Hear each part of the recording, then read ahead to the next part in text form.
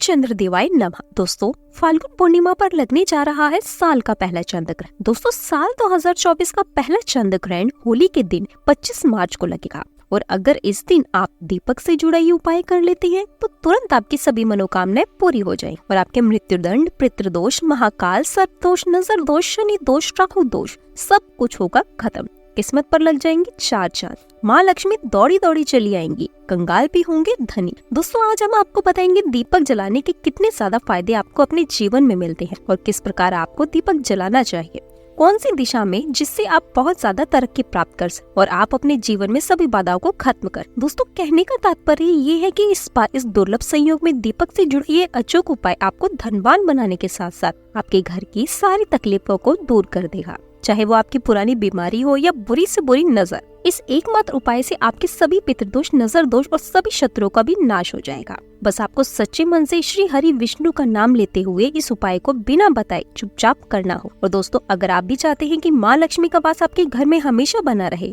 तो इस वीडियो को लाइक करके चैनल को जरूर सब्सक्राइब कर ले और कमेंट में जय श्री हरि विष्णु, जय माँ लक्ष्मी लिखना ना। दोस्तों, साल 2024 का पहला चंद्र ग्रहण 25 मार्च को लगने जा रहा है। इस बार चंद्र ग्रहण और होली दोनों ही एक साथ रहें, यानी होली पर चंद्र ग्रहण का साया रहेगा। वैदिक ज्योतिष शास्त्र के अनुसार होली पर चंद्र ग्रहण 100 साल बाद फिर से लगेगा। 25 मार्च को चंद्र ग्रहण सुबह 10:30 से शुरू होकर दोपहर 3:02 तक रहे। इससे पहले होली और चंद्र ग्रहण दोनों ही साल 1924 में लगे।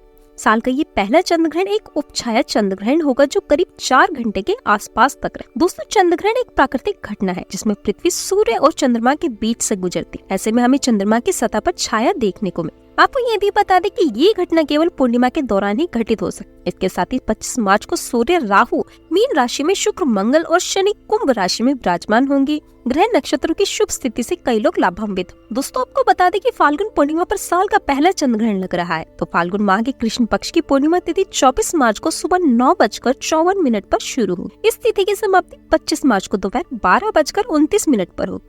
ऐसे में फाल्गुन पूर्णिमा का व्रत 24 मार्च को रखें, क्योंकि पूर्णिमा का व्रत पूर्णिमा तिथि में चंद्रोदय वाले दिन रखते हैं, जबकि फाल्गुन पूर्णिमा का स्नान और दान 25 मार्च को होगा। पूर्णिमा के दिन पवित्र नदी में स्नान लक्ष्मी नारायण की पूजा का विशेष महत्व है, लेकिन फाल्गुन पूर्णिमा पर चंद्र ग्रहण का साया रहेगा। चंद्र ग्रहण को अशुभ काल माना जाता है। इस दौरान पूजा पाठ, तीर्थ स्थान नहीं किए जाते। ऐसे में फाल्गुन पूर्णिमा पर स्नान दान करना श्रेष्ठ होगा। आइए दोस्तों, अब आपको बताते हैं दीपक से जुड़े उपाय के। दोस्तों, सबसे पहली बात तो ये आपको ध्यान रखनी चाहिए कि आपके घर में मंदिर में रोजाना ही आपको दीपक जलाना चाहिए। कभी भी ऐसा नहीं होना चाहिए कि आपने दीपक ना जलाया हो, क्योंकि घर के मंदिर में रोजाना दीपक जलाना बहुत ही जरूरी होता है। इसी से आपके घर में सभी नेगेटिव एनर्जी बाहर निकल जाए। अगर आप कोई भी दीपक नहीं जलाते हैं घर के मंदिर में या फिर अपने घर में शाम के समय, तो इससे आपके घर का वातावरण बहुत ज्यादा नेगेटिव तो होता ही है और आपके घर की परेशानियां भी बहुत ज्यादा बढ़ने लगे। घर का जो मुखिया होता है उसे बहुत ज्यादा ही मेहनत करनी पड़ती है। इसकी वजह से परेशानी, डिप्रेशन और टेंशन में घर का मुखिया पहुंच जाता है। शाम का समय हिंदू धर्म में बहुत ज्यादा महत्वपूर्ण माना जाता है और जो लोग शाम के समय कभी भी घी का दीपक या फिर तेल का दीपक अपने घर में नहीं जलाते हैं तो उनके घर में हमेशा ही मुसीबत बनी रहती, यानी कि एक मुसीबत से निकलते हैं तो दूसरी मुसीबत में उससे पहले ही फंस जाते हैं और हमेशा ही धन की समस्या, परेशानियां बढ़ती रहती। उनके जो बच्चे होते हैं वो भी आपके खिलाफ होने लगते, उनका कहना बिल्कुल भी नहीं मानते हैं। इसी तरह से घर का पूरा माहौल ही दुखपूर्ण होने लगा। काफी लोग इन चीजों को मानते भी हैं, लेकिन जानते हुए भी उपाय नहीं कर पाते और भूल जाते हैं। उन्हें इन चीजों से होने वाले नुकसान के बारे में पता नहीं होता। इसलिए रोजाना आपको एक घी का दीपक या फिर तेल का दीपक जलाना बहुत ही जरूरी होता है। अगर आप नहीं जला सकते हैं तो कोई और व्यक्ति भी आपके घर में दीपक जला सकता है, लेकिन रोजाना दीपक जलाना बहुत जरूरी होता है। इसी से आपकी सभी नेगेटिव एनर्जी आपके घर से हमेशा बाहर रहती। दोस्तों, शाम का समय ऐसा होता है जिस समय नकारात्मक ऊर्जा बहुत ही ज्यादा प्रबल होती है और आपके घर में प्रवेश कर जाती है। ऐसे में अगर आप घर में या फिर घर के मंदिर में दीपक नहीं जलाते हैं तो नेगेटिव एनर्जी आपको बहुत ज्यादा परेशान कर, आपके सभी काम बिगड़ने लगते हैं। जिस समय सूरज डूब जाता है उसी समय में नेगेटिव एनर्जी बहुत ही ज्यादा प्रबल हो जाती है। उसी समय आपको मुंह, हाथ, पैर धोकर दीपक जलाना चाहिए। अगर आप खुद नहीं कर सकते हैं तो कोई और व्यक्ति भी आपके लिए ऐसा कर सकते हैं। दोस्तों, जिस घर में बहुत सारे लोग बीमार रहते हैं या फिर बीमारी कभी भी ठीक नहीं हो पाती है, तो ये भी एक संकेत होता है कि आपके घर में बहुत ही ज्यादा नकारात्मक ऊर्जा है, जो परेशानियों को, बीमारियों को, मुसीबतों को बहुत ही ज्यादा बढ़ा रहा है। इन सभी चीजों को खत्म करने के लिए आपको अपने घर में जब सूरज ढल जाता है तो उस समय घी का दीपक या फिर सरसों के तेल का या फिर तिल के तेल का दीपक भी पूर्व दिशा में आप जला सकते। लेकिन रोजाना इन चीजों को करना बहुत ही जरूरी है, तभी आपको इसके लाभ मिल पाते। अगर आपके घर में धन से जुड़ी समस्याएं, नौकरी, व्यवसाय से जुड़ी कोई भी समस्याएं हैं, अगर ऐसी समस्या बहुत ही ज्यादा होती है तो आपको अपने घर के उत्तर दिशा में रोजाना ही घी का दीपक जलाना चाहिए। इसे एक भी दिन आप मिस ना करें। अगर आप रोजाना उत्तर दिशा में घी का दीपक जलाते हैं तो इससे आपके धन से जुड़ी हुई समस्याएं खत्म हो जाती। जिन लोगों को नौकरी नहीं मिलती है तो उनको भी नौकरी मिलने लगती है, और अगर वही व्यक्ति जिसको परेशानी है वही अगर रोज दीपक जलाता है तो इससे मिलने वाले फायदे और भी ज्यादा हो जाए। शाम के समय घी का दीपक या फिर तेल का दीपक जलाना बहुत ही जरूरी होता है। आप कभी भी इन चीजों को नजरअंदाज ना करें, क्योंकि इन्हीं से आपके जीवन में परेशानियां बढ़ जाती हैं और आपको मुसीबतों का सामना करना पड़ सकता है। आपको ये जानकर हैरानी होगी कि जो भी घी का दीपक जलाते हैं उससे जो निकलने वाली ऊर्जाएं होती है, इससे घर का माहौल एकदम सुखमय बनने लगता है, यानी कि पॉजिटिव होने लगता है। घर के सभी लोग शांति से रहने लगते हैं।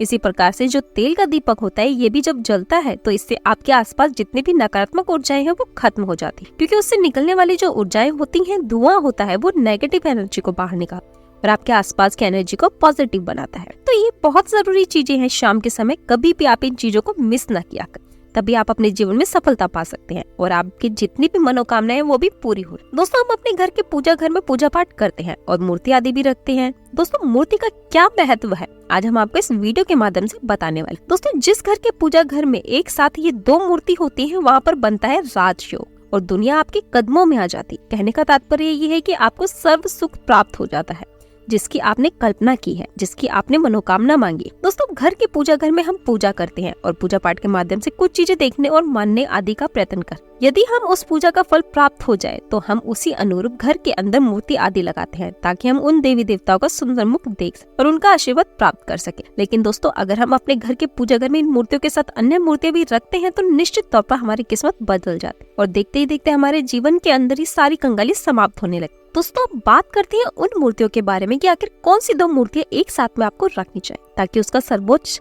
सुख आपको प्राप्त हो सके।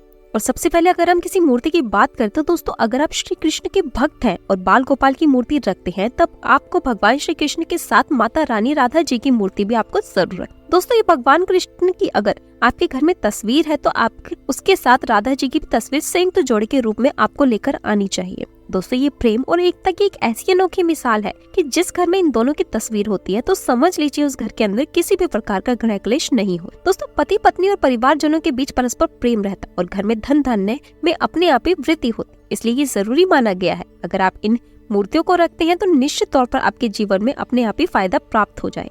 दोस्तों, कई लोग अपने घर में माता लक्ष्मी जी की पूजा करते हैं तो सोचते हैं भगवान विष्णु की पूजा करें या नहीं करें, या फिर उनकी मूर्ति के साथ में रखें या ना रखें। दोस्तों, हमेशा भगवान विष्णु की और माता लक्ष्मी जी की पूजा आपको साथ में करनी चाहिए। दोस्तों, देवादिदेव महादेव भगवान विष्णु और भगवान ब्रह्मा जी तीनों ही देवताओं को सर्वशक्तिमान देवता माना गया और त्रिदेवों में भगवान विष्णु जी को पूजा पाया जाता है। तो अगर आप अपने घर के पूजा घर में लक्ष्मी नारायण की संयुक्त रूप से पूजा करते हैं तो निश्चित तौर पर आपके घर में दिन दुगनी रात चौगुनी वृद्धि देखने को मिलती। दोस्तों, इसलिए आप भगवान विष्णु जी के साथ माता लक्ष्मी जी की पूजा करें। अगर माता लक्ष्मी की अकेली तस्वीर है तो आपको बाएं तरफ और भगवान श्री गणेश और भगवान श्री कुबेर जी की मूर्ति अपने घर के मंदिर में जरूर लगानी चाहिए।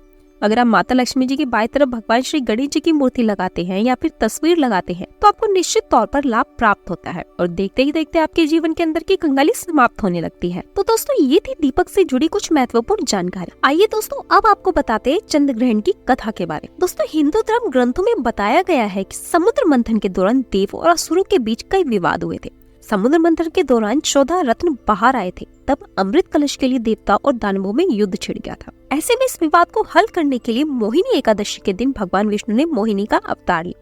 मोहिनी वेश धारण कर विष्णु भगवान ने अमृत कलश को देवों और असुरों के बीच समान रूप में बांटने पर विचार किया। विष्णु भगवान ने जब अमृत कलश का समान रूप से बंटवारा किया तो देवताओं और असुरों को अलग अलग कतार में खड़ा कर तभी दैत्यों की पंक्ति में मौजूद सर्वभानु नामक राक्षस को लगा कि उनके साथ कुछ छल हो रहा है, तो वो चुपचाप दानवों की पंक्ति से हटकर देवताओं की पंक्ति में सूर्य और चंद्रमा के पास खड़े हो गए। भगवान विष्णु ने जब उसे अमृत दिया तो सूर्य और चंद्रदेव ने उसे पहचान लिया और इसकी सूचना विष्णु भगवान को दी। तब भगवान विष्णु ने क्रोध में सुदर्शन चक्र से दैत्य सर्वभानु का गला काट सुदर्शन चक्र जब तक सर्वभानु का गला काट पाता उससे पहले ही उसके गले में अमृत नीचे उतर गया। इसके लिए उसकी मृत्यु भी नहीं हुई और शरीर 2 भागों में बट गया। सिर वाला भाग राहु और धड़ वाला भाग केतु के नाम से जाना जाने लगा। तभी से राहु केतु सूर्य चंद्रमा को अपना शत्रु मान और पूर्णिमा और चंद्रमा के दिन उन्हें ग्रसित। तो दोस्तों ये थी चंद्र ग्रहण से जुड़ी पौराणिक कथा। आइए अब चंद्र ग्रहण पर किए जाने वाले कुछ उपायों के बारे में जान। सबसे पहला उपाय है दोस्तों चंद्र दोष से मुक्ति के। चांदी के टुकड़े को दूध और गंगा जल में भिगोकर शुद्ध कर ले, फिर उस चांदी के टुकड़े का दान कर। इससे माँ लक्ष्मी की कृपा बनी रही, धन धान्य में कोई कमी नहीं होगी और साथ ही साथ चंद्र दोष से भी मुक्ति मिलेगी। इसके अलावा चंद्र दोष से मुक्ति के लिए चंद्र ग्रहण से ठीक 1 दिन पहले शिवलिंग पर दूध चढ़ाने से भी दोष दूर होगा। दूसरा है नौकरी में तरक्की के लिए। दोस्तों साल के पहले चंद्र ग्रहण पर कौवे को मीठे चावल खिलाने चाहिए। ज्योतिष शास्त्र के अनुसार ग्रहण वाले दिन ऐसा करने से साल भर नौकरी में कोई बाधा नहीं आई, तरक्की के मार्ग खुलेंगे और मनचाहा प्रमोशन मिलने के योग भी बनने। इसके अलावा ग्रहण वाले दिन गाय को मीठी रोटी खिलाने से भी नौकरी में तरक्की। तीसरा है जीवन में सफलता पाने। दोस्तों साल के पहले चंद्र ग्रहण के दिन एक ताला खरीदे और ताले को ग्रहण की रात चांद के सामने रख दे। अगले दिन ताले को किसी मंदिर में दान कराएं। इससे न सिर्फ जीवन में सफलता मिलेगी बल्कि सफलता रोकने वाले दोष भी दूर होंगे। इसके अलावा अगर आप ताले को चाबी से खोलकर किसी नदी में फेंक दे तो ये भी उत्तम साबित होगा। तो दोस्तों ये थे वो उपाय जिन्हें चंद्रग्रहण के दिन करने से आपको तरक्की के साथ साथ अन्य लाभ भी मिल सकते। तो दोस्तों उम्मीद करते हैं आज की वीडियो से आपको लाभ अवश्य होगा। अगर वीडियो आपको अच्छी लगी हो तो लाइक कर दीजिए और ज्यादा से ज्यादा इस वीडियो को अपने फैमिली फ्रेंड्स के साथ शेयर कर दीजिए। चैनल को सब्सक्राइब कर लीजिए, बेल बटन को प्रेस कर लीजिए। इससे ये होगा कि इस तरह के सभी वीडियोस की नोटिफिकेशन आपको सबसे पहले मिलेगी। तो मिलते हैं आपसे अगली वीडियो में, तब तक के लिए नमस्कार। जय चंद्रदेव।